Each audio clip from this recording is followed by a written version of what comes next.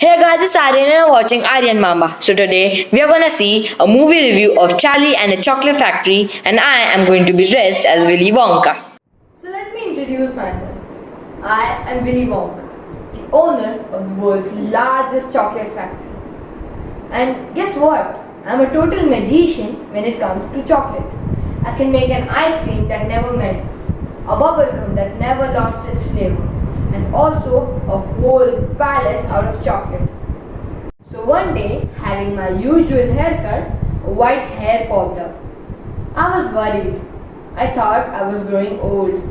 I required an heir for my factory. After all, I did not have any children. That's when it hit me. Not a hammer, but an idea. I decided to lay out 5 golden tickets in 5 random but ordinary Wonka bars.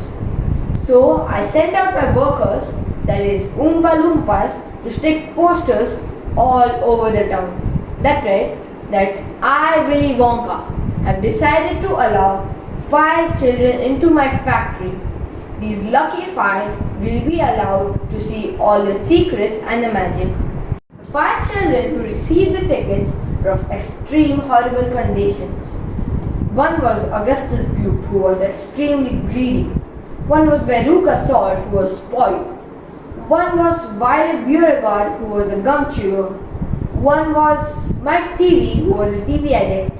And our hero, Charlie Bucket. 4 of the children failed the test, but one, Charlie. I offered Charlie my entire factory, which was the biggest in the world. But Charlie simply refused and turned down my offer. I was surprised.